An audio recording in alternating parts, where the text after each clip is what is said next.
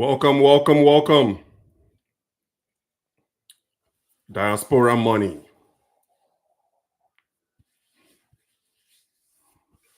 Diaspora money looks good on me. Does it look good on you? Welcome, welcome, welcome to the program, guys.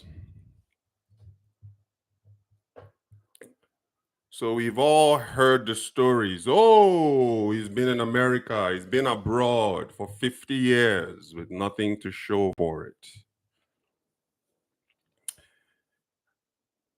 Many Nigerians are abroad, dying broke. They have nothing to show for it abroad. They have nothing to show for it back home. They are trapped between two worlds. That is not the reality that I envision for you. It's not the reality that I envision for Nigerians. We are too smart. We are too intelligent. But unfortunately, that is the reality to a lot of people. These stories are real. So wherever it is that you're watching from, please post them in the chat. I would like to know where you're watching from. I am based in Las Vegas, Nevada, USA. It's a good day from Las Vegas. Let's make this interactive. Feel free to participate. Post your questions in the comments. Let me know where you are watching from, guys. So this shirt that I'm wearing is actually an up and down. The pants, the bottom half of the suit actually tore. So I'm just wearing this top with just normal pants. But this was designed in Nigeria. And how did I get this design? If you've flown Virgin Atlantic, this is the uniform that the female flight attendants wear. If you notice the collar, like the high collar. So 2 years ago, I flew Virgin Atlantic to Nigeria. And I just saw this flight attendant. I was just digging the jackets. Like this is the jacket. So this is like the jacket, but in no just normal. I tweaked it a little bit, but the lapel and the high collar. This came from, it was inspired by the uniform of Virgin Atlantic.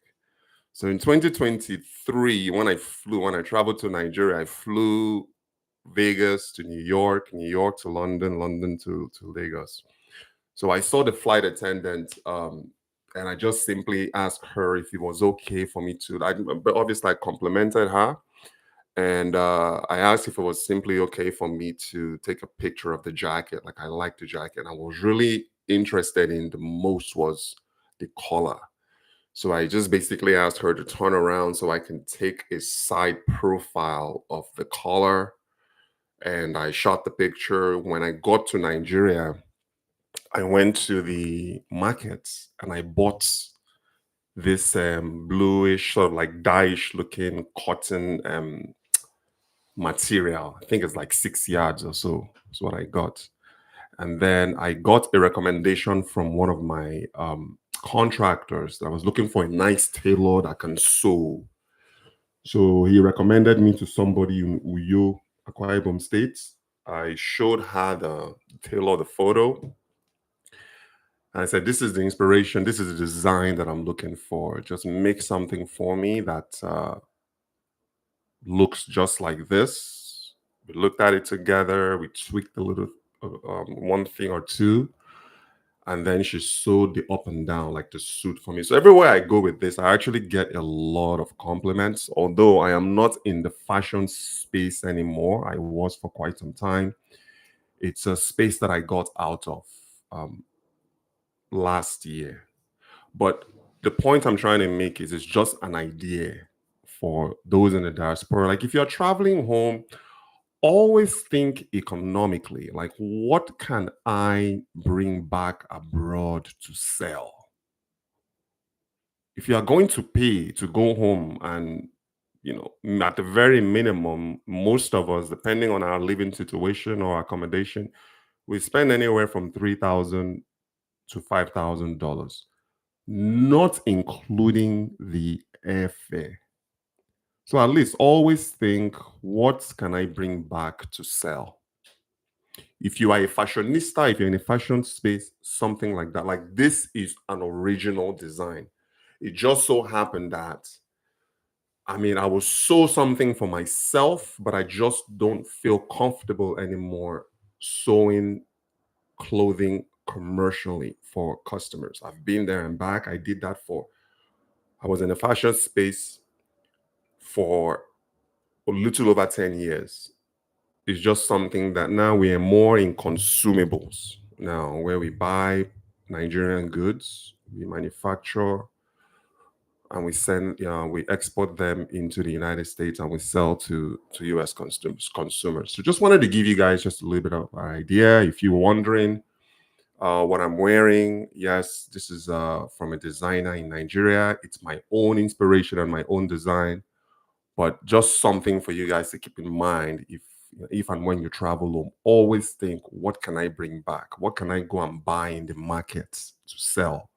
If you don't want to get into manufacturing, there are several markets that you can go to. For instance, Balogun Market in Lagos. They have like this Aboki section, this Hausa Northern Nigeria section in Balogun. Is it Balogun Markets? I'm not sure the name, but that's usually where you go and you can find literally anything that you want. You're not going to get the quality and the consistency that you're looking for, but at least it's a good place for you to test certain products and certain items, from hats to shoes to local artifacts, jewelry.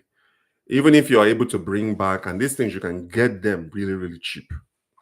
Even if you're able to bring back something that covers, you get on platform like Amazon. We are on Amazon. You can sell on eBay. Some of you can even sell internally through your social media sites, Instagram. Just offer things up for sale. There's always somebody out there looking for quality Nigerian products to buy. Again, even if it covers your trip home, is that not something?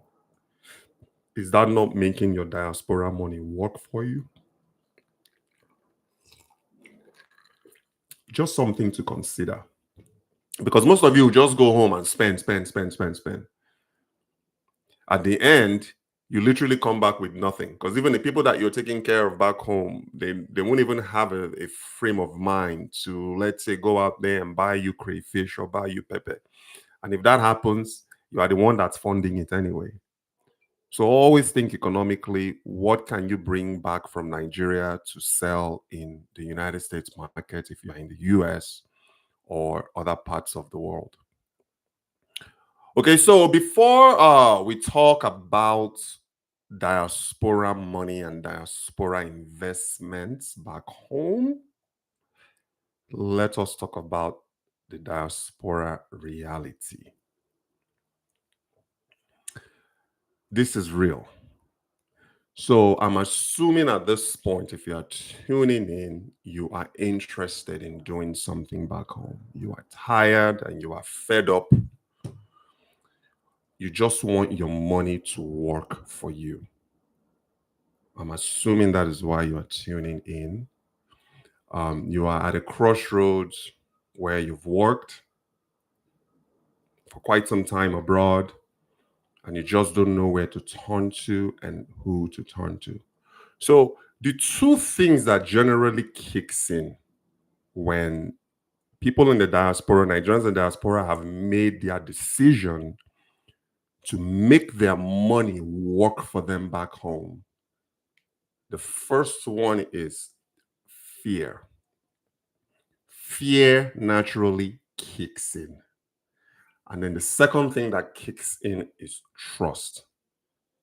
Two very potent vulnerabilities that is natural. And once those two vulnerabilities kicks in, That is usually what stops most Nigerians dead in their tracks as far as investing back home. They're going to start asking themselves, who can I trust? They're going to, on the fear side, are people going to scam me? Is the country safe? Even those that overcome that and still start, it's always in the back of their mind. Fear, fear, fear, trust, trust, trust. So I have a situation where someone that I know built a property in Uyo, Akwa Ibom State. He built a decent size property. Unfortunately, he did not seek consultation before. He just went based on his emotions. He was trying to outdo his brother. So his brother has a big house. He's trying to go in and build a bigger house. But mind you, his brother is actually based in Nigeria, whereas he is based stateside in the United States. So after the fact, when he started having issues with the property, was when he came to me and we started once a year, maybe once every. I'm having connection instability. Okay. So I hope you guys are still there. So his motivation was that he wanted to build a bigger house than his brother. This house was so big that when he gets to Nigeria, he doesn't even stay in the house, he stays in a hotel. Can let that register for a second? So you invest all this money building this guy, if you looked at his design, he had 2 stairwells. If you ever seen that movie, what is that movie called? Scarface. You know, Scarface had the elevator. This one, he didn't have the elevator. He had 2 stairwells, one on the left, one on the right, leading up to the top floor where the master bedroom is.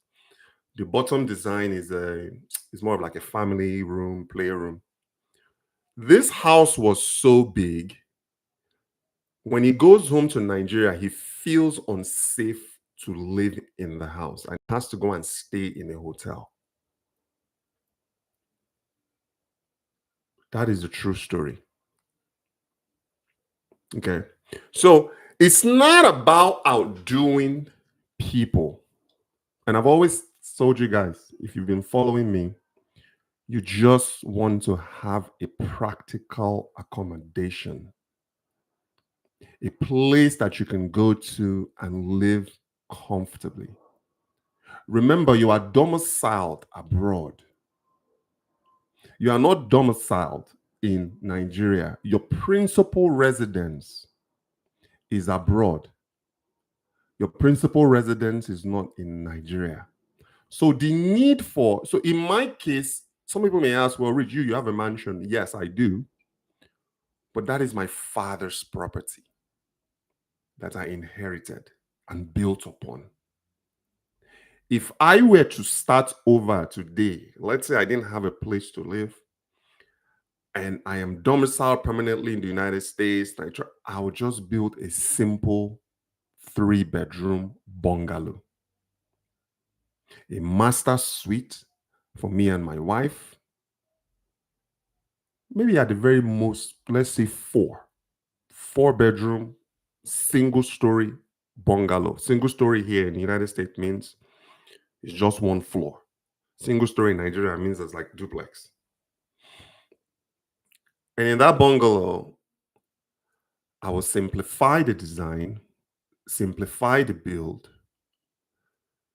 My appliances is actually going to me will be more important than, let's say, the design itself. I just want to have maybe a single car garage where I will park my car when I go to Nigeria, so I don't have to bother with public transportation.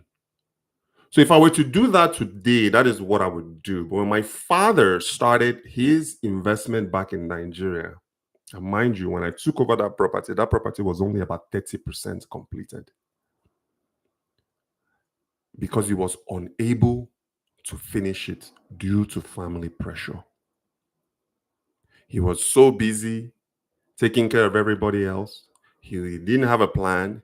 He will go to Nigeria. The little bit of money that he took to Nigeria, he will use it and pay for someone's school fees. So the property lingered. My dad started this construction in 1994.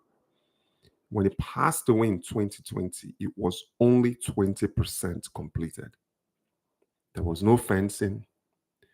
The main door, because it's an upstairs, it's a story building. The main door at the bottom, we had a front door that was secure. We had a rear door. There's only two doors you can use to enter from the bottom. That was also secure. But the top part was literally untouched. Construction-wise, I had to go in and put roofing and put ceiling. There's so many things that I did to be able to take it from that 30% to right now is probably about, I'll probably say about 85% complete, because the top part, even though the top part is secured, all the windows are done, all the doors are done. I don't really have the need to touch that top part. The bottom part is where I live when I go home. So you are going to be tempted, because the thing about Nigeria sometimes can be people trying to outdo each other.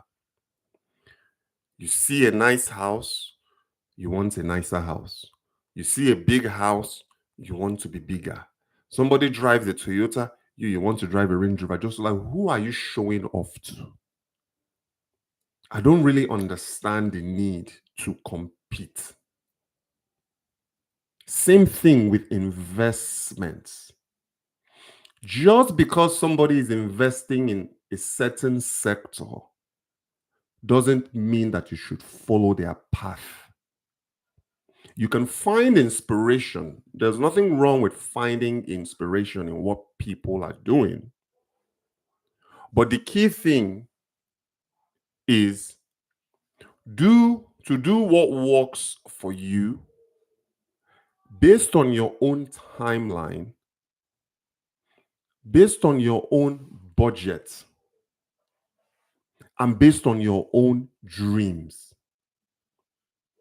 My long-term goals and aspirations is not going to be your long-term goals and aspirations.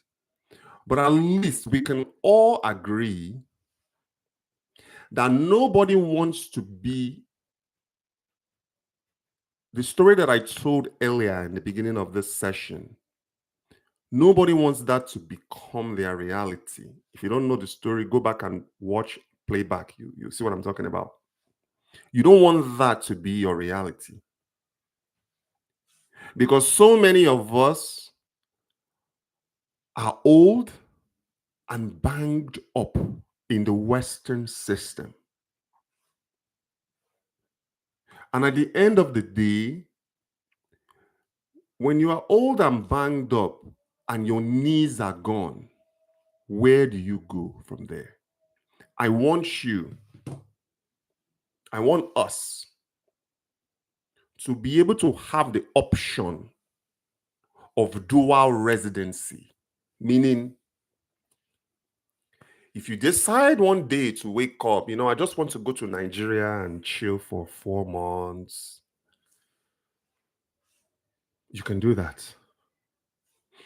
Or if you have now switched and you are domiciled primarily in Nigeria and you've been abroad, one of the biggest gifts you can give yourself is the gift of choices and the gift of options. You know what? I feel like going on vacation in the United States.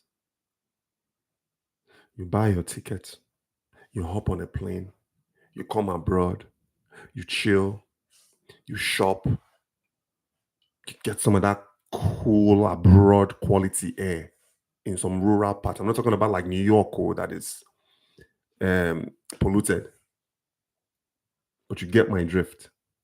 And then when you are done, you go back home. But none of this will happen for you if you don't plan properly. None of this will happen for you if you are not financially disciplined. None of this is going to happen for you if you are taking your paycheck and piecing your paycheck away to take care of family members, able-bodied family members back in Nigeria. Your reality will never be fulfilled if you do that. You see, now you are young. If you are watching me, maybe you're in your 30s, you think you have time. Let me tell you something. You have up until you are 60. They say generally, you have a 20-year window to either make it or not. And it's from 40 to 60. If you are struggling in your 30s, it's okay. But if you are still struggling after your 60s, remember, two decades, yes, 20 years is a long time. You see, now that I've told you that you only have 20 years to make it, I hope that that changes how you move and it changes what you do with your time and it changes what you do with your money. You see, my dad died at 69 years old. And I've told you a story before, largely due to not planning properly. My father would go home to Nigeria and sleep on someone's couch. Don't make that your reality. You see, me, when I go to Nigeria, I sleep in my own house. On my way back, the 2 days that I'm in Lagos, because that's usually what I give myself 2 days just to chill and enjoy Lagos. I can afford to stay at 5-star hotel. To me, Federal Palace Hotel, they should actually be paying me for this because as much as I talk about them, you see, me, go and stay in somebody's couch in somebody's house. And then they'll give you a bedroom and say, this is your own. Sleep there. You will host their friends. You will host everybody that comes through those doors. Food, you are the one that's buying. Drinks, you are the one that's buying. When you can be at a place, get a room. And guys, step up your game. Don't go to Nigeria and be staying in cheap hotels. Don't do that. You are bigger than that. Go to a 5-star hotel. If you actually, you should probably be optimizing first to have a place to live. You can get it. My cousin in Jersey, she rents a flat in Lagos, in Ikeja. And when she's not there, she locks up the flat, comes back to the United States, and just every 3 months or so, she'll send a cleaner just to go and dust the place up. So when she goes back to Nigeria, she has a place to live. Controlling your environment is one of the best assets you can give yourself. But all of that is not going to happen if you are throwing money away. You see, money is interesting because money is looking for something to do. Does it ever occur to you that every time that you have spare money, it's kind of like just natural? Every time that you have, let's say you're able to save up 2K and you put it in the bank. And by the way, guys, don't put money in savings. I'm going to tell you where you should be putting your money before I finish this topic. It's as if when you have that extra disposable income, all of a sudden your phone rings. It's like magic, right? And then somebody somewhere in Nigeria has a problem. And you are the solution to that problem. That money, okay, no problem. I got 2K. Here's 1K. Here's 500. Ah, bros. Eshe. God bless you. They'll start doing these fake prayers for you. And then they'll stroke your ego. And then behind your back, they'll go and tell somebody else that bros just dish out 500 though. You know, go collect your own. And before you know what's happening, that money is gone. And you are back to square one. And in some cases, most of you are working overtime. Do you know that overtime is taxed? Instead of a normal 8-hour shift, they'll ask you, can you stay another 4? And you take that overtime money, instead of investing it and putting it in something that compounds, you send it home to Nigeria as remittances to people. If you don't yet feel comfortable investing in Nigeria right now, guys, I don't know how the stock markets in other countries work. But the United States stock market is literally simple. You can take that money, buy stocks, get with a brokerage firm like Fidelity. Fidelity brokerage is who I use. I have the app on my phone. It's free. You get on the phone with Fidelity brokerage because they're always there to help. You want to start investing in stocks and index funds. They will help you build your profile. They will show you how to buy. All this you can do for yourself. You see, guys, we are not in 1960 anymore where you have to go and find a broker. You can do this from the comfort of your own home. You take that money, start consistently buying index funds. S&P 500 index funds. These are the top companies in America. You see, when you start owning shares, compounding. I own Walmart shares. I'm a shareholder at Walmart. I have the Fidelity S&P 500 index funds that I buy index funds on the 1st of every month consistently. And guess who is the beneficiary of that when me I go? My wife and my children are the beneficiaries of that stock. So in 20 years, I'm talking about those that are still uncomfortable. What I'm trying to tell you is go and pack your money in index funds, pack your money in stocks. I'm not talking about meme stocks. I'm not talking about flashy stocks. I'm talking about legacy stocks like Walmart. These companies, if you are in the US, they are not going anywhere. Become a shareholder. Start disciplining yourself in building compounding assets. If you are still afraid to look at Nigeria, to be quite honest with you, if you were to ask me, Rich, today, and I've said this before, Rich, I have $2,000. What should I do with it?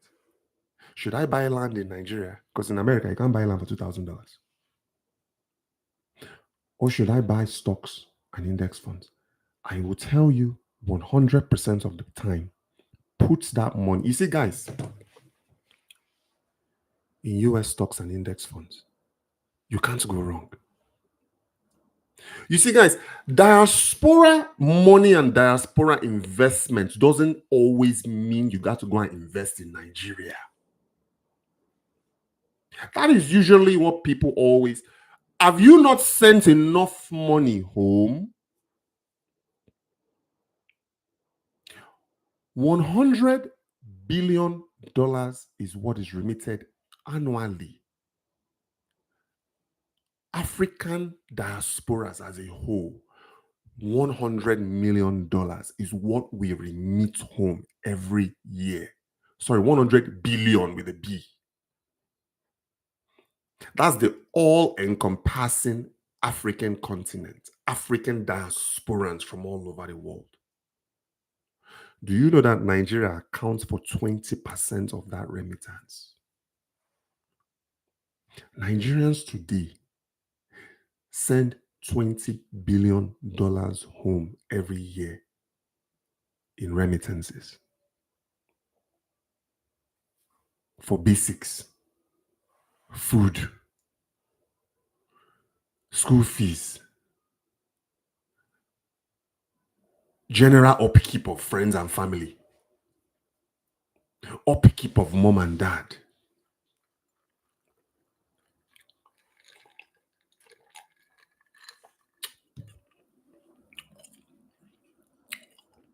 Upkeep of people that, when was the last time they sent you a bag of Gary? When? When was the last time they sent you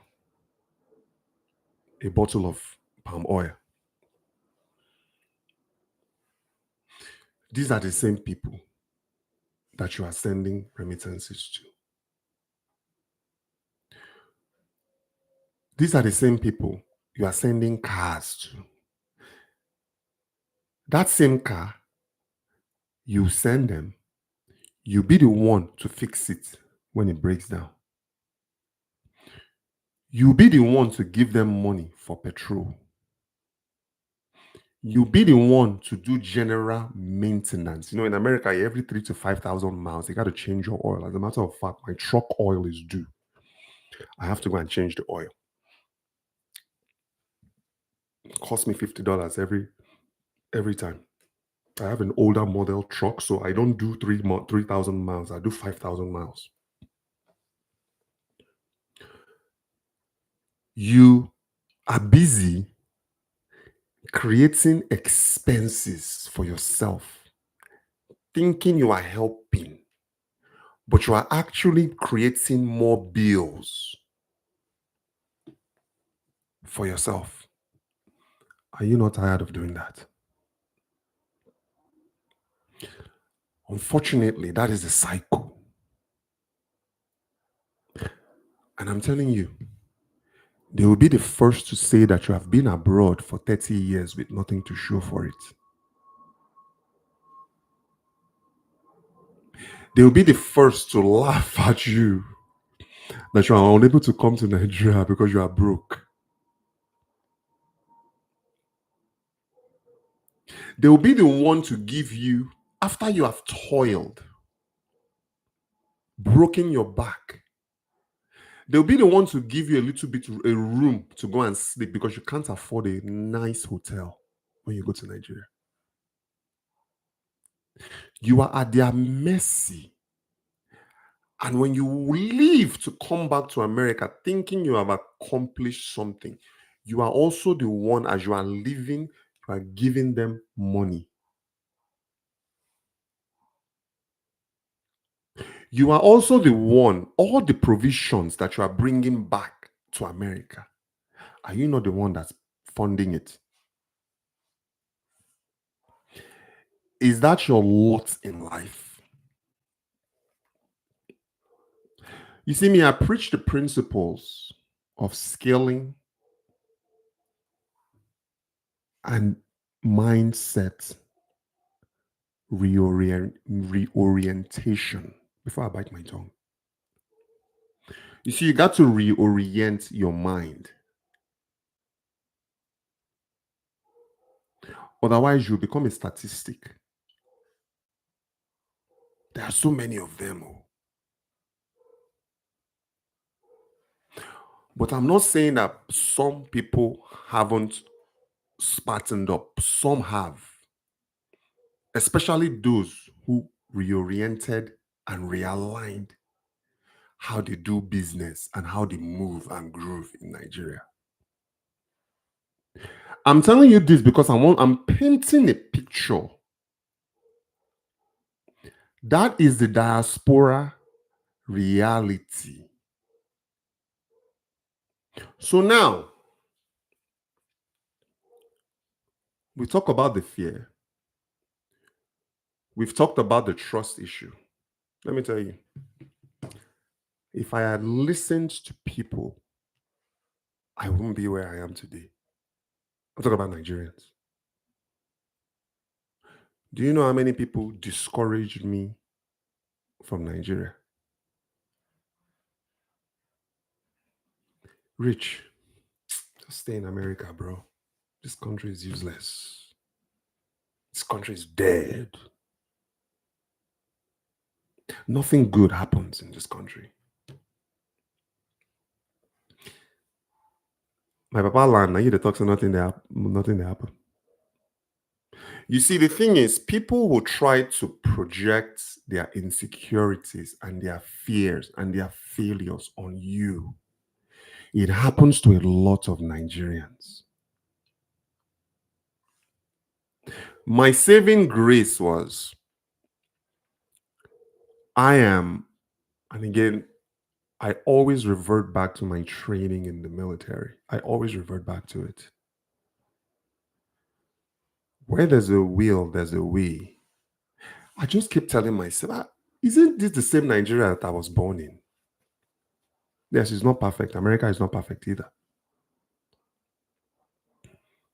Isn't this the same Nigeria? I need to go and contribute to my home country. I get what you are saying, but your reality is not my reality. We may be black, we may be Nigerian, but we no be meat. I don't see eye to eye with you. Thank you, though, for the unsolicited advice. But let me take my kuru eye and my mind and my thoughts and let me go and experience this same Niger myself. Let me tell you something. I'm going to be a multi-millionaire in dollars, largely because of Nigeria. Largely because of Nigeria.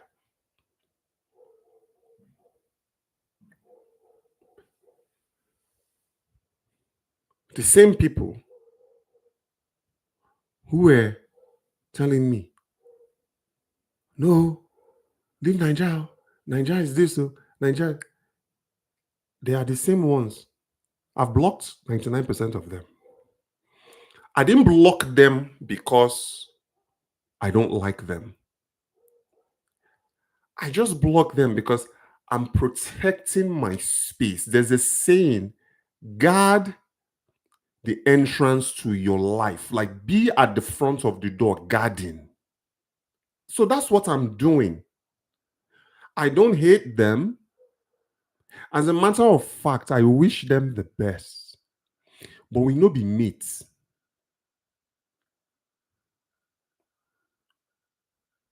We are not even on the same playing field.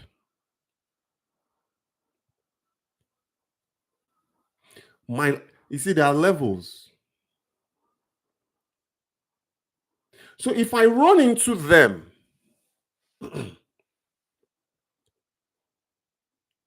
I'll be courteous. How's it going? Maybe if I have chin chin money, I'll give it to them to take and chop chin chin. But we no be meat. You gotta start separating yourself from the noise and start looking for the signal. In terms of networking, in terms of your circle, If you are around 4 people that's complaining all the time, law of averages, you'll be complainer number 5. If you're around wealth-driven people, law of averages, if you're around 4 wealth-driven people, law of averages, you'll be number 5 when it comes to wealth. It's just the way it is. This is scientific. This is black and white.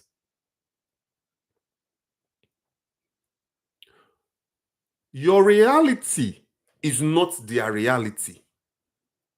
And their reality is not your own reality. So one of the mistakes, and yes, is valid for those vulnerabilities to be out. Vulnerability of fear, vulnerability of trust. You start asking, are they going to scam? Who can I trust to manage this project? Who can I trust to supervise this project? Who can I trust that won't take my money and run? But let me tell you, those vulnerabilities, you can overcome them easily if you want to. You see, when I first started in 2020, looking into Nigeria, you see, after these people have told me, stay away, Nigeria is no good. You see, the system is designed to protect the system. So I remember I'm like, okay, I'm going to start a business in Nigeria. That's what I'm going to do. And I need to register a business. So I went on Instagram and I started hashtagging. I don't know why it is anymore because I don't do Instagram now. I've built, over the past 5 years, I've built a network of service provider. I've built a network. There's nothing I want in Nigeria right now that I don't know somebody that can do. Over the past 5 years, I've built that relationship, that Rolodex. So the first person that I saw on IG, remember the system is designed to protect it. Sorry, the system is designed to defend the system. So the first person that I met on Instagram, I'm like, okay, I need to open a business. How much is it going to cost me to register a business? They saw that I'm inquiring from abroad. You see, abroad money now. They told me 1 million naira. Just to register a business name, 1 million. I said, okay, now, that is unusually high. No problem. Fine. I'll get back to you. And then I started doing more and more research on my own. That was where I found my first. We are still friends till today. She gave me the rate to open my business account. Sorry, to register my business with the CAC. When I went back to this person that quoted me 1 million, oh, sir, I'm sorry. Okay, here's what I'll do for you. I'll do it for 100,000. How do you go from 1 million naira to 100,000 naira? You see, that is a system designed to defend the system. So all these things that people are telling me was actually, in a way, coming to fruition. Because I could have easily given up, but I knew there was a way. This person charged me at that time, I think it was like 30,000 naira or so to register my business for me. 30,000 compared to 1 million. You see, guys, you are going to face things like that, especially if you are starting out.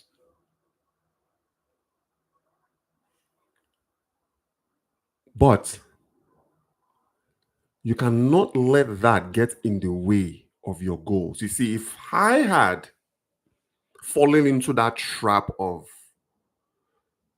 feeling that Nigeria was a scam country, or I believed what these people have told me, what these people told me, I would have packed up my ball and I would have gone home. But I didn't do that. I persevered. I stuck around. And look where I am today, 5 years later. There is nothing going on in Nigeria right now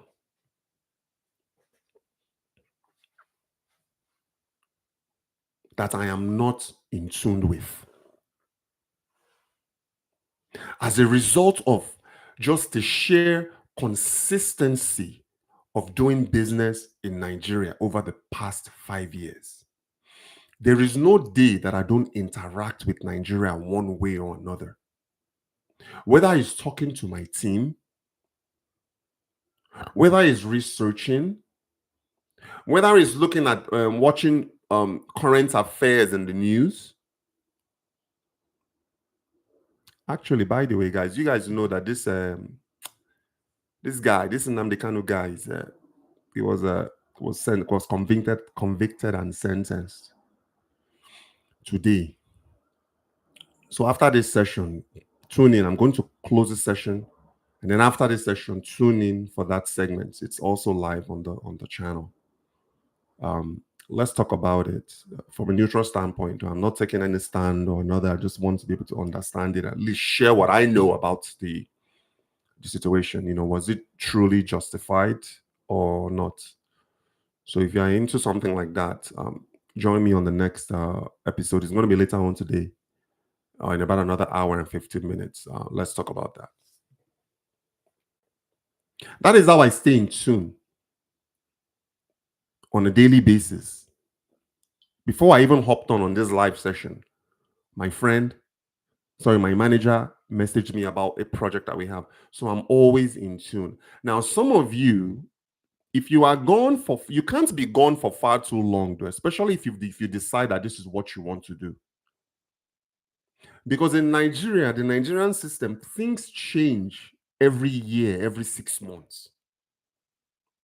You see, we're in November right now. The Nigeria that I left, the last time I was in Nigeria was in January. Yeah, January of this year. I'm going back soon. The Nigeria that I'm going back to is not the same one that I left. And you're talking about somebody that goes every year. Some of you go, if you've been gone from Nigeria for, let's say, more than 2 years, trust me, you're going to have a lot of catching up to do.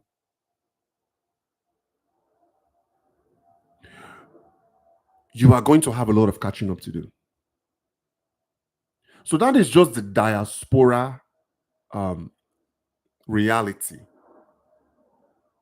So now we're going to talk about like the real thing that you should know. You also, as a let's say, as a protection mechanism for yourself, you know that you cannot operate in Nigeria with abroad assumptions. You see, abroad, you are generally coached and groomed and trained to trust. So we tend to take that same assumptions back home. It's okay. I don't think you can do anything without trust. But you got to trust but verify.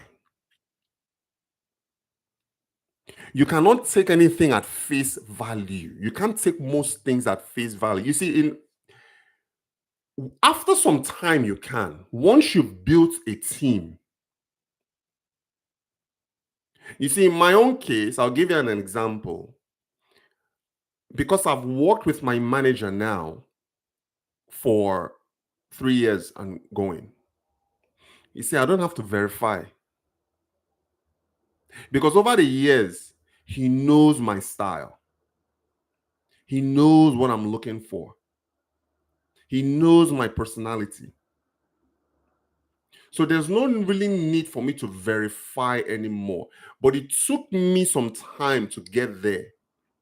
But as you are continuing to build your own team and you are building your own network of solutions providers, remember, you are not in Nigeria to play games. You are not looking into Nigeria to make friends. You're looking into Nigeria to find people to help you solve your problems. You are looking to invest in Nigeria to find the people that can help you not become the statistics that I mentioned earlier. So it's okay down the line, you can be buddies and you can be friends or what have you. But as you continue to build your team, you build your process and you build your structure, you gotta trust, because you can't do anything without trust. You gotta trust, but you also got to verify. Okay, so for you, let me ask, what states are you guys interested in investing in? We have investments in Lagos, we have investments in Akwa Ibom State. We actually used to have investments in Abuja. Abuja is not a state, it's a federal capital territory, but I sold that asset. I bought that asset in 2003 and sold that asset in 2008 and left the Abuja market altogether. And you can go and look at my videos. I've spoken a bit about the Abuja investment market. It's not really something that I'm interested in right now. But Lagos and Akwa Ibom states are the two primary states right now that we are focused in. So let's go into some places where you can. Hey CJ, I meant to say my questions, but they have to. What do you define? What do you define as struggling? In what sense? You mean in the sense of like struggling abroad? Maybe that's what I think you mean. Struggling is when you are trying to help people at your own detriment. I'll give you an example. So there was a time that I believe I was like 28, 29 years old. Remember, I came to the US when I was 12. Somebody reached out to me because one of their loved ones had passed away. And they didn't have any money for funeral and whatnot. And again, it wasn't as if I was buoyant at that time. It wasn't as if I had a lot of money. So what I did was the only thing of value that I had at that time was, I believe that furniture was about an $800 furniture at that time. And this person told me that, man, I'm calling you today, but I need the money. I needed the money yesterday.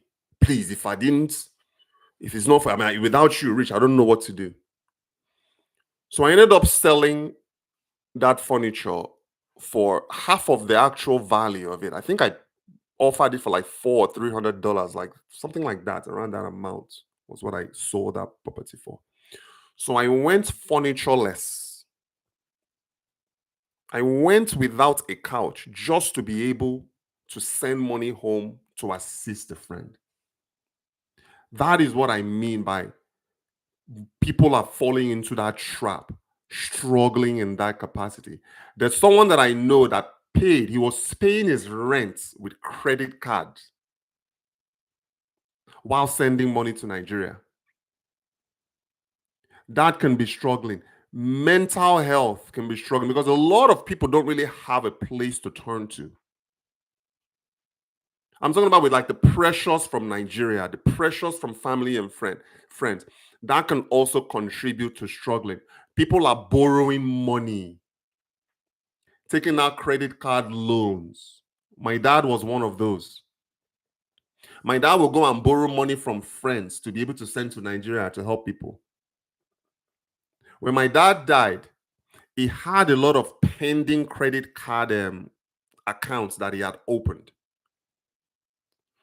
So what happens is he will get the credit card, he will go, he will withdraw the money from the credit card account and send it to Nigeria. But his relatives thought he's in America doing okay. But he just did not know how to say no. And my dad sent me a letter. Like I've told you guys in the past, like my dad was a letter writer. And one of his letters to me was just to ensure that I don't make the same mistakes that he did. So I can't go wrong when I read that letter. Because he lived it. And I myself, for the first, I'll probably say 11 years, from let's say 18, I stopped, quote unquote, sending remittances when I turned 31. I've told this story before. It's on my YouTube channel. I did it for 11 years. Sent money home for 11 years. At my own detriment, with nothing to show for it. And many of us are like that. I wish you could also speak positively, as many people at home give you what they can and can be as generous and supportive as they can. I mean, I'm not saying that they don't, but in comparison, though, to those abroad sending remittances back home, it really pales. If you have somebody back home right now that is doing what CJ is saying, they are giving you what they can, and by, I mean, what does that mean? What are they giving you back home? Are they helping you with projects? What is it exactly they are giving you? CJ, if you want to expand and elaborate on that, I would like to know. So Lagos, Abia, Akwa Ibom State. I'm not familiar with Abia, but I know Lagos and Akwa Ibom very well. Those are two states worth looking into for investment. And again, guys, you can also buy, if you are just testing this out, right? You can also invest in raw land, though. So let's say you have, I'm just going to give a number. Let's say you have 50 million naira to invest in raw land. My recommendation to you would be use that 50 million naira to buy land in a choice part of the state you are in. Don't go and take the 50 million and go and buy Omonile land. These are lands that are like on the outskirts. Maybe somebody has 1 or 2 hectares of Omonile land. That is not going to compound faster than if you were to just take that 50 million and just buy one choice property or one choice land in a choice location. Obviously, you want to verify. So if you have, come down a little, right? Let's say you have 10 million. Look for just one choice land to buy with that 10 million as opposed to going out and buying 5 plots of land in an area that nobody knows about. So that is a strategy that I want to sell, because the one piece of property in a choice location, if you want to be an investor to flip that property and turn it around, is actually going to compound faster and sell faster for you than if you were to take that 50 million and go and buy 20 plots in Oyo State. Does that make sense? You say if you haven't made it between 40 and 60, it's actually scientifically proven that that is your window. 40 and 60 is your window to make it. 30s, you are still kind of building. I mean, some people, I'm not saying they don't make money in their 30s, but they are not as matured as somebody in his 40s. This is scientifically proven. Between 40 and 60 years old, whatever your definition of making,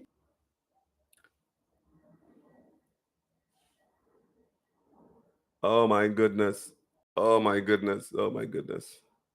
Sorry, I'm having internet connection. All right, okay, okay, okay. I'm back. I'm back. CJ, can you hear me? Can you see me? Can you see me? Can you see me?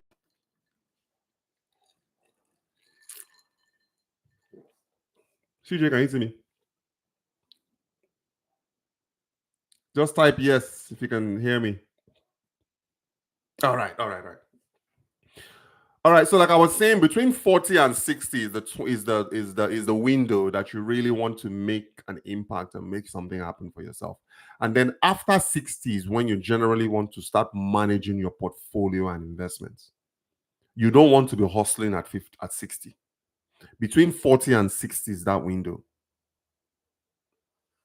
I don't want to ask your age, CJ. But yeah, that's generally the window that you want to strike. Yes, help with projects and offering you a room when you visit is not necessarily a bad thing. However, I can't do that anymore. I get Airbnb now and I'm building. Congratulations. So, no, I mean, they try, they offer their room, but I think you made the right choice. You see, when you are in an Airbnb, you control your environment, you control your ins and outs, you control who you can host and who not to host. So I think that's actually a good strategy for you, making that choice to rent an Airbnb. And then when you are done, it's actually better for you if you are building long term. Like in your case, from what you told me, you were gone for 3 weeks. It's really hard to stay in a hotel for 3 weeks. Me, the most that I can tolerate a hotel, a regular standard hotel now is 3 days. After 3 days, I'm ready to leave. But if you are building in Nigeria and it's required for you to maybe be there for 3 weeks or so, then you definitely need to have an Airbnb if you don't have your own place. You need comfort, power, water, etc. You also need the peace of mind too, to be able to just peace of mind to just be able to concentrate and think things through. So I think that's actually a very good move that you made. And that's a recommendation for you guys too. If you're building in Nigeria and you're going to be staying for a prolonged amount of time, I'm thinking, listen, anything longer than a week, do what CJ did. Get yourself an Airbnb. Okay. So, guys, your money is important. Nobody should be caring about your money better than you. So let me go over some areas where you can invest as far as like the risk. CJ, let me ask, what kind of project are you building? Is it corporate housing? Is it an apartment? Is it just a single family home? Tenanted properties? Is that what you are doing? Rentals? Storage is actually another one too. People need warehouses in Nigeria. That's actually a very good a very good investment. A single family home. Good for you. Good for you. In Lagos. At least you have a place. So what are you gonna do now when you're not there? You can't let family members live there. Oh. So depending on the part of town that you're in, CJ, if you are in Lagos, I'm assuming you're building this in Lagos. You can go the Airbnb route now. You can lease out that single family home for Airbnb, just like how you are renting your Airbnb. If you have a house that's built with the diaspora in mind, modern amenities, washer and dryer, maybe diesel generator that kicks in when NEPA takes lights. That and is in an area in Lagos, that house should not be difficult to rent. Someone regularly checking for me. Yes, yes, you are good. That's good. And actually, better yet, think short-term rental. Think Airbnb for that property. And then just black out the dates that you are going to Nigeria. It's what people are doing now. People are not doing long-term tenanted property anymore now, where they are renting to people. They're not doing that. Now they're doing shortlets. They're doing Airbnb now. That's what we are doing in Uyo, on our project in Uyo. We are turning it into a corporate housing for business travelers. And when I'm not there, I open it up. You can easily open an Airbnb account. You can easily promote it on your Instagram. People are looking for a home that feels home away from home, is what they're looking for. They are not going to get that. And it's not everybody that's going to be able to afford, let's say, Federal Palace Hotel, where like, depending on the day, it can be $150 a night, or the Four Seasons. Because now the average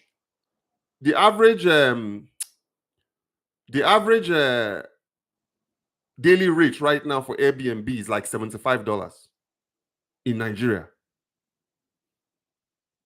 And you soup it up. I will want you to consult me when you are ready, and I'll give you some good tips and advice on how you can modernize it and just make it appealing to international travelers. There's so much you can do, CJ. Do you have a garage? You can even offer car services with that. You can offer your clients to pick them up at the airport, take them to the Airbnb, give them a driver, your own car, but you got to have a garage. Just invest in an SUV. It doesn't have to be anything crazy. Invest maybe a Toyota 4Runner, like an SUV built for Nigerian roads. Yeah, so go back and replay and rewatch the first 15 minutes for sure. There's some gems there that you'll probably find. Do you ever take calls on your lives? Though I can't right now. I'm still trying to figure out that. Maybe there's a way that I can set it up to where guests can call live.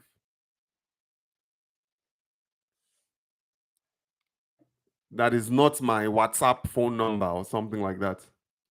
Because I want others to be able to hear you or hear the guests talk.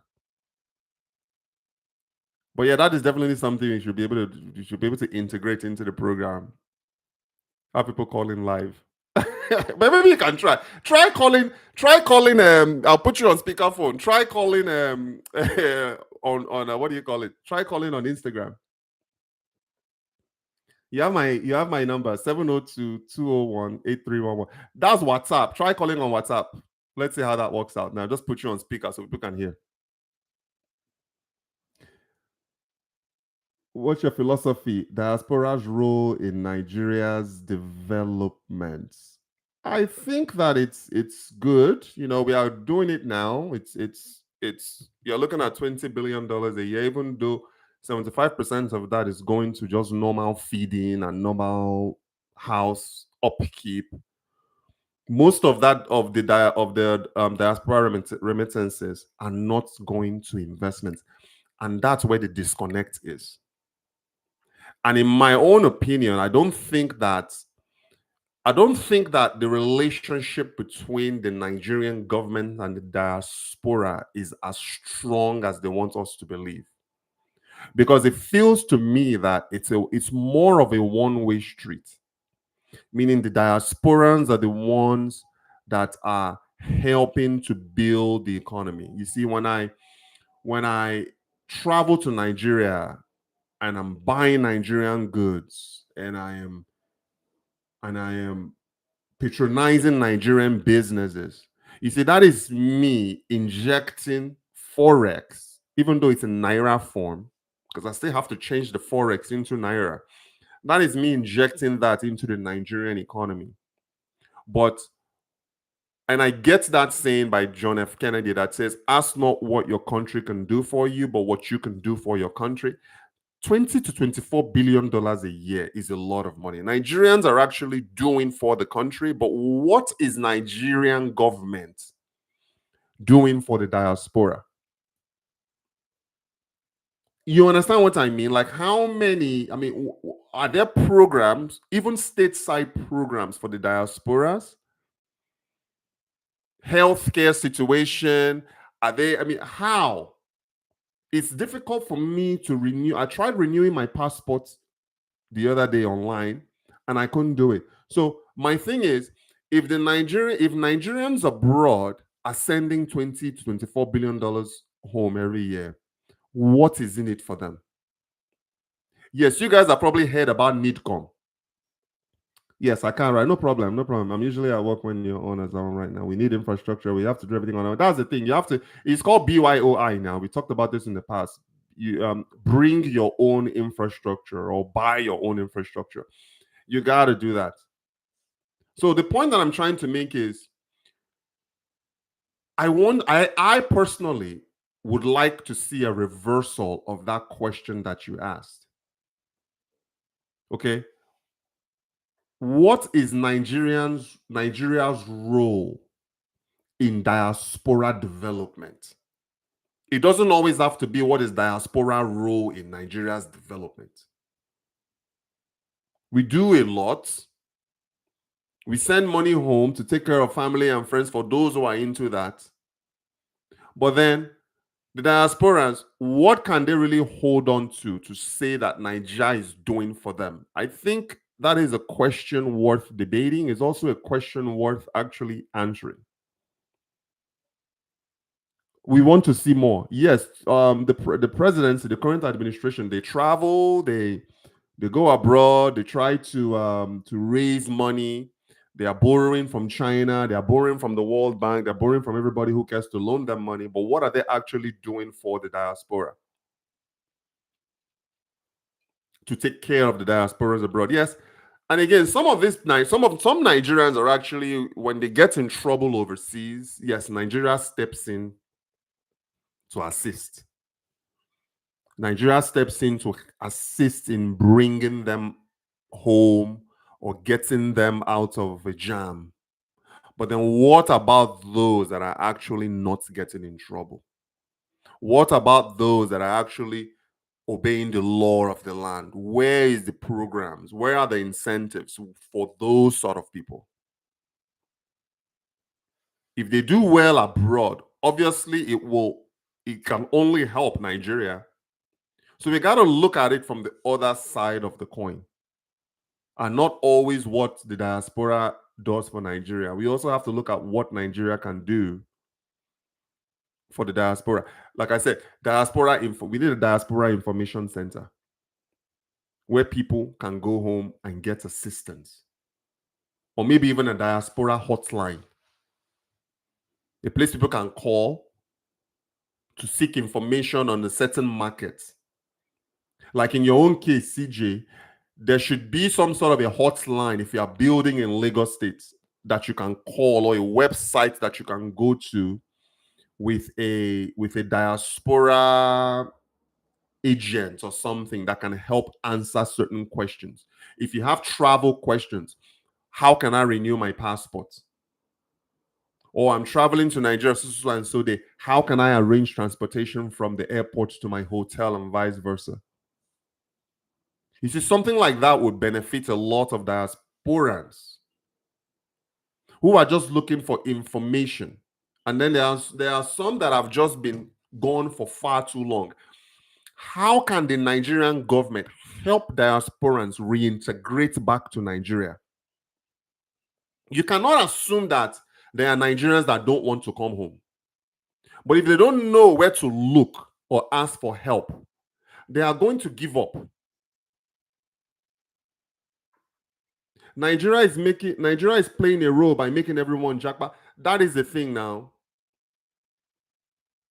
The japa movement that's been ongoing right now, I suppose it's okay, but there's also a Jakpada movement, CJ.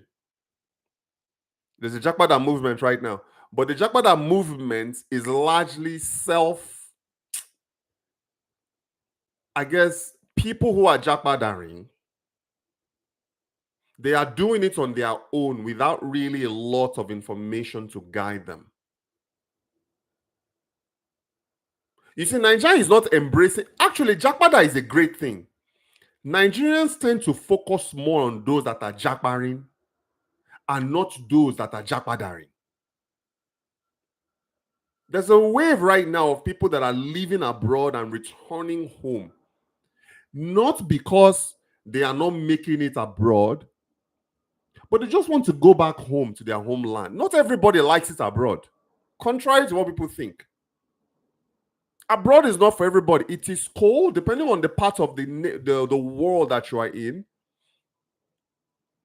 It can get extremely cold. It's not good for everybody's makeup, everybody's system. And some people are just generally, they just miss home. They just miss home and just want to go back. And if they are fortunate enough to have gained citizenship at their domiciled residence, then they can always come back for vacation, or if Nigeria doesn't work out for them, they can always return. But at least give them that option now. Do you think that like-minded diasporans should work together to partner with the governments to create infrastructure in Nigeria? I think that would be a great idea, but then where do you start? You see, it's always a starting point. First and foremost, these like-minded individuals is like you, I will consider myself one of those. Like, how can we partner to do something back home? What are assets that the Nigerian government can put up for sale that those in the diaspora can partner as owners on that asset? We don't see that.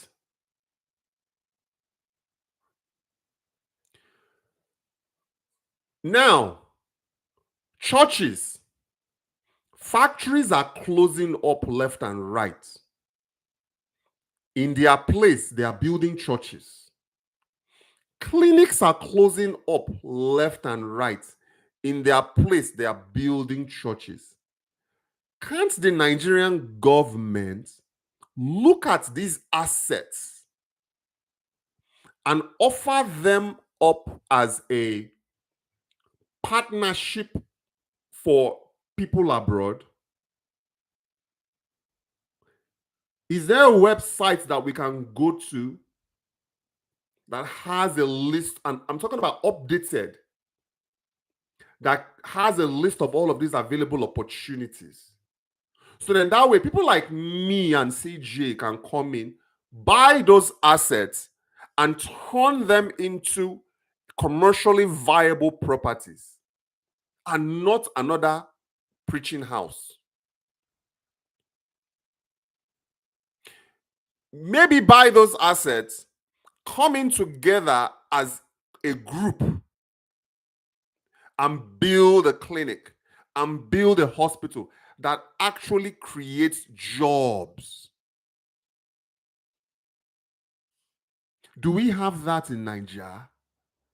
You see, that is what I'm talking about. What can Nigeria do for the diaspora? In other developed countries, they do things like that. State-owned assets that are then offered up to private citizens. Or maybe you offer them even to local citizens, but you zone it and say, churches and mosques can't go on this property. You got to build a school. You got to build a hospital. You got to build a clinic. You got to build a factory.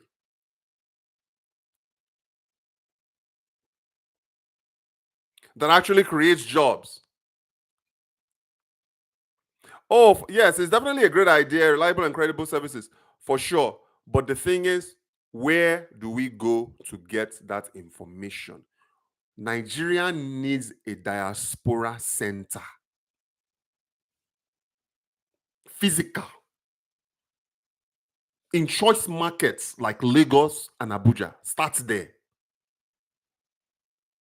A diaspora market where the diasporans can enter the country through these two commercial entry points, Abuja and Lagos. Once they settle into their hotel or they settle into their home or they settle into their Airbnb, they can take a taxi to the diaspora center, get a cup of coffee, look at information, and maybe that diaspora center can partner with businesses in the area. Because I'm going to go and say, okay, where can you recommend? Like, where can I go and get something to eat? They can recommend this restaurant, recommend this hotel, recommend this car service provider. Can you do that with a church?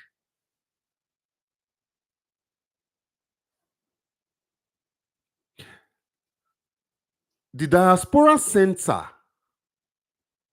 business owners can go and advertise their services there. Lawyers, accountants, financial institutions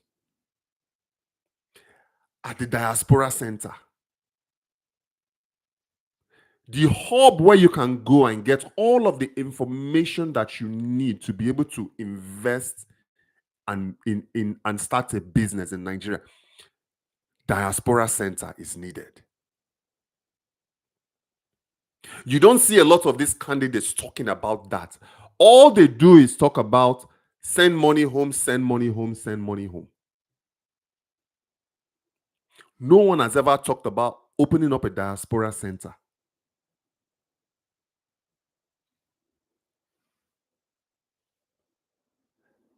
Nigeria needs to play its part. Because guess what? The diasporans, we are doing our own. All of these new structures, who do you think is building it? Diasporans. The middle class of Nigeria that has been neglected over the past 2 decades, who do you think is building that middle class? The diasporans. 20 plus billion a year injected into the Nigerian economy. Who do you think is doing it? We are. If something is working, why can't you refine it? Give the diasporans a place to go to. Nigeria. Even if it's a partnership, even if you just say, okay, guys, we have this land. We want people to come in a diaspora. Partner up and build it out. Even diasporans self and them go build that center. You see, something like that gets me excited. I will lobby. I will call everybody that I know abroad. Come. There's a land in Lagos near the beach. Federal land issued by the federal government. They're looking for diasporans to come in, partner up, and build a diaspora center. Tell me how many Nigerians won't kick down the door abroad to participate. 20 billion a year. Imagine $1 billion. That's even too much, Seth. Would that not give us a world-class diaspora center in choice markets like Abuja and Lagos? 1 billion is even too much. $10 million. Would that not give us a world-class diaspora center? Staff pay will be paid. Groundsmen will be paid. Landscapers will be a place we can be proud of, knowing that this was built by the diaspora for the diaspora. Would you not join me in supporting that movement? But no, we are still building flyovers. Do you know the kind of opportunities the Diaspora Center will open up?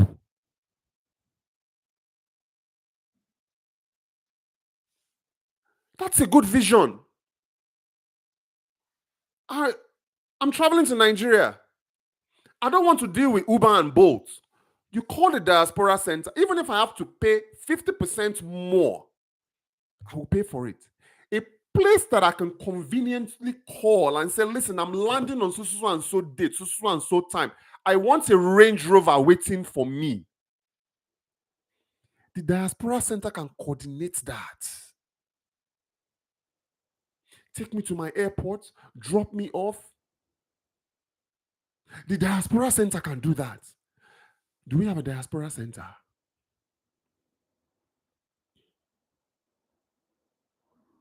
I want to build, recommend engineers. Diaspora Center can do that. Do we have that? But yet, $20 billion is sent home every year. We still don't have a Diaspora Center in a choice market like Lagos and Abuja.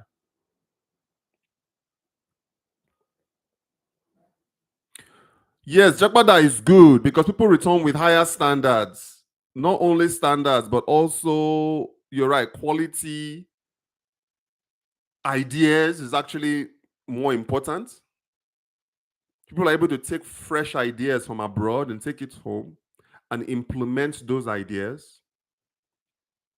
I know someone that's actually doing that right now. They were in the ice cream industry for 30-something years. They are taking that to Nigeria and teaching confection manufacturing to restaurants in Nigeria.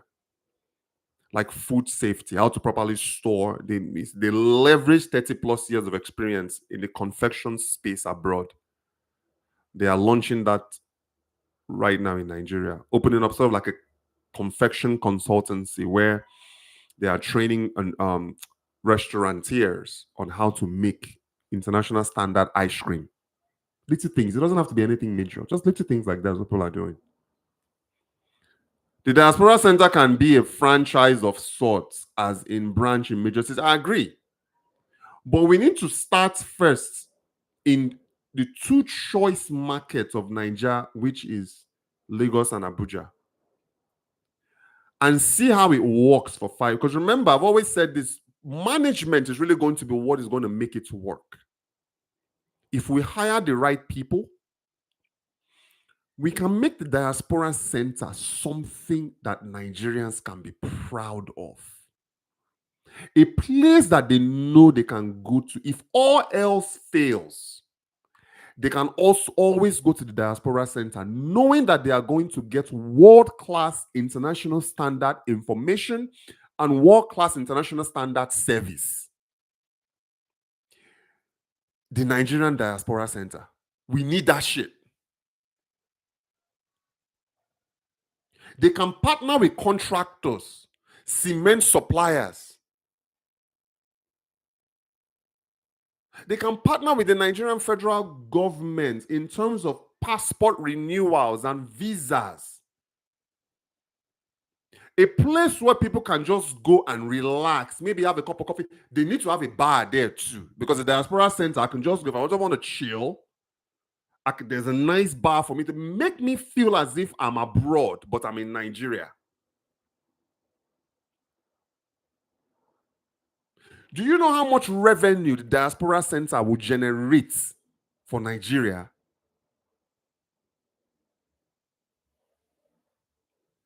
Even if we are giving them a percentage of the revenue,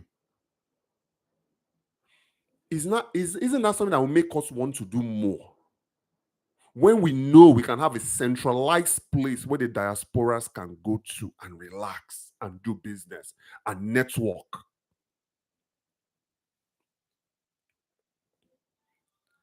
We can franchise, but here's the thing about franchising though. We gotta be careful with franchises, because if you start franchising a place like the Diaspora Center, you will lose what the brand is about. Instead of franchising, it needs to be owned and operated by the same people. So you are not franchising, you are expanding.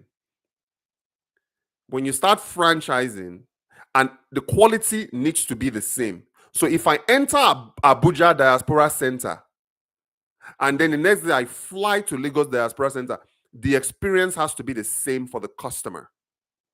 When you franchise, experiences tend to be broken up when you franchise. Because the person that's franchising in Abia State may not meet the quality expectations and quality standards of the original center in Lagos and Abuja. So that's the danger of franchising. I will join you in building a diaspora center and partnering with the government. I think that would be a great idea. You see, but the thing is, remember what I said earlier the other day, that Nigerians lack imagination. Our leaders lack imagination. You would think that by now, somebody would have thought of the diaspora center. You would think that by now, listen, you have $20 billion funneled into the country every year, and it did not cross your mind to create a home for those sending the money.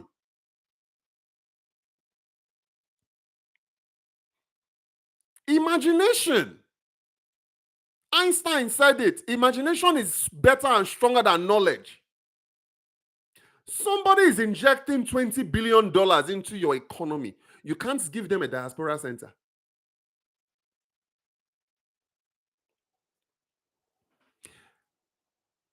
That is what we need. Great experiences for Nigerians when they enter the country, when they leave. Is the diaspora center not possible? Or am I crazy? You can even have for all of you hoteliers, you can even have a diaspora hotel, Seth. Will you not sell out? Will you not have 100% booking capacity? I'm talking about a world-class diaspora business hotel, a space just for the diasporas.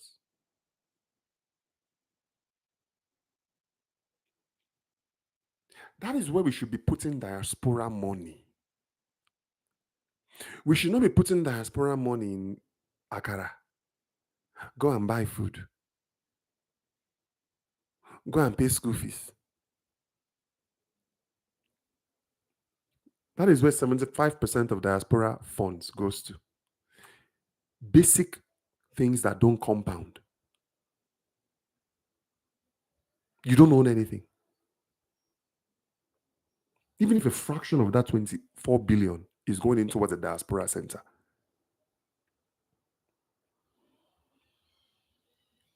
If you still want to continue dashing people money, at least be a owner, be a partner of the diaspora center, but continue dashing money if you want to, but at least you have ownership in something.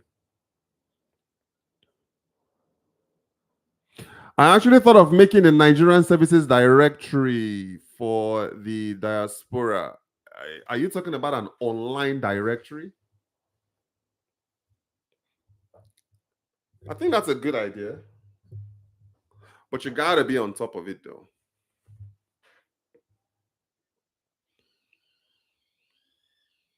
And the thing about directories, especially online directories, is it's going to take a long time for you to build trust with that directory. A long time. That's why we're going to be like the number one issue is adoption.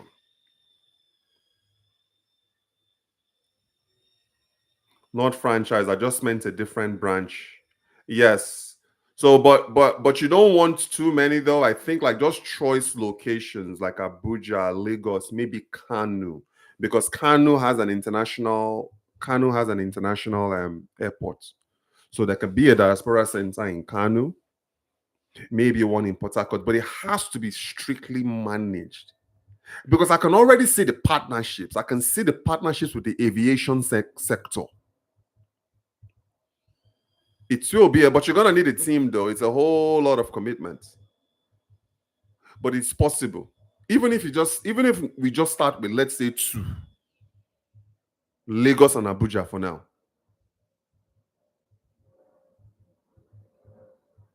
Diaspora Center can work. We need it. It's going to create a lot of supporting businesses and partnerships, partnering with the airline, partnering with what else? Car rental services, partnering with the airports. We need that Diaspora Center. Okay. So guys, yes. So it's 1:36 on my side. I have the Nnamdi Kanu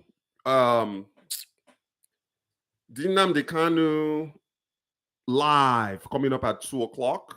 It's gonna be 11 p.m. Nigeria. Is it 11 p.m. Nigeria time? 11 p.m. Nigeria time. So Nnamdi Kanu was convicted and sentenced to life imprisonment. Let's talk about that on the next live session. Join me. Neutral point of view. I want to know your thoughts on the matter.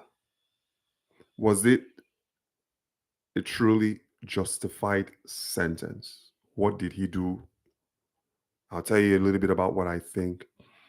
I'm going to take a neutral position on this because it's a hardline matter. It's very sensitive right now in Nigeria. But yeah, that's just the breaking news. So, CJ, thanks for your time. If you have time, tune into that to the Nnamdi Kanu live session that's going to be in the next 23 minutes. Okay? So thank you guys for watching. If you find this informative and insightful, please like, share, and comment. And most importantly, subscribe. I will see you at the next session in about 20 minutes. All right. Talk to you guys later.